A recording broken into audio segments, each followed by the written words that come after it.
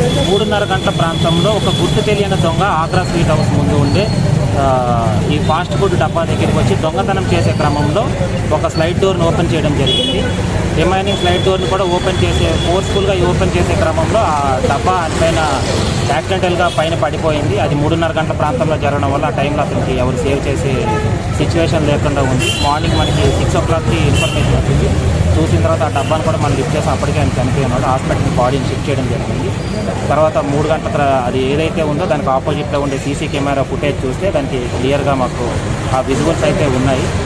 లేదు ఆ బాడీ ఇంకా ఐడెంటిఫై అవ్వలేదు దొంగ కాబట్టి ఆయన గురించి మేము మా డేటాబేస్లో కూడా వెరిఫై చేస్తున్నాం.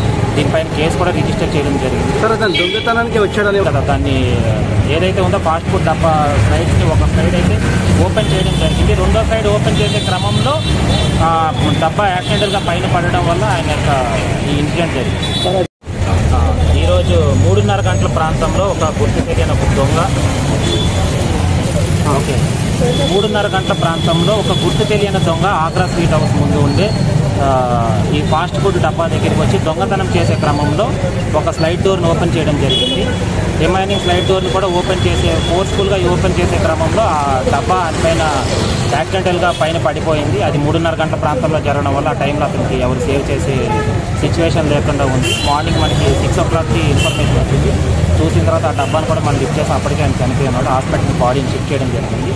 తర్వాత 3 గంటల అది ఏదైతే ఉందో దానికి ఆపోజిట్లో ఉండే సీసీ కెమెరా ఫుటేజ్ చూస్తే దానికి క్లియర్గా మాకు ఆ విజువల్స్ అయితే ఉన్నాయి.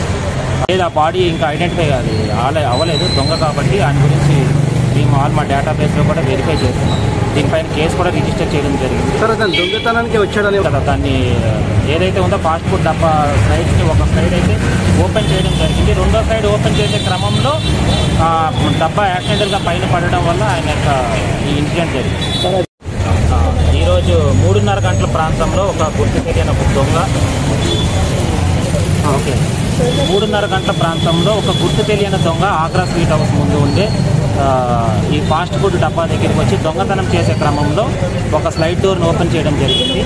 రిమైనింగ్ స్లైడ్ డోర్ని కూడా ఫోర్స్ఫుల్గా ఓపెన్ చేసే క్రమంలో ఆ డబ్బా పైన యాక్సిడెంటల్గా పైన పడిపోయింది. అది 3:30 గంటల ప్రాంతంలో జరగడం వల్ల ఆ టైంలో అతనికి ఎవరు సేవ్ చేసే సిచ్యువేషన్ లేకుండా ఉంది. మార్నింగ్ మనకి 6 o'clockకి ఇన్ఫర్మేషన్ వచ్చింది. చూసిన తర్వాత ఆ డబ్బాను కూడా మనం లిఫ్ట్ చేసి అప్పటికే ఆయన చనిపోయినాడు. హాస్పిటల్కి బాడీని షిఫ్ట్ చేయడం జరిగింది. తర్వాత 3 గంటల అది ఏదైతే ఉందో దానికి ఆపోజిట్లో ఉండే సీసీ కెమెరా ఫుటేజ్ చూస్తే దానికి క్లియర్గా మాకు ఆ విజువల్స్ అయితే ఉన్నాయి. లేదు ఆ బాడీ ఇంకా ఐడెంటిఫై అవ్వలేదు దొంగ కాబట్టి ఆయన గురించి మేము మా డేటాబేస్లో కూడా వెరిఫై చేస్తున్నాం.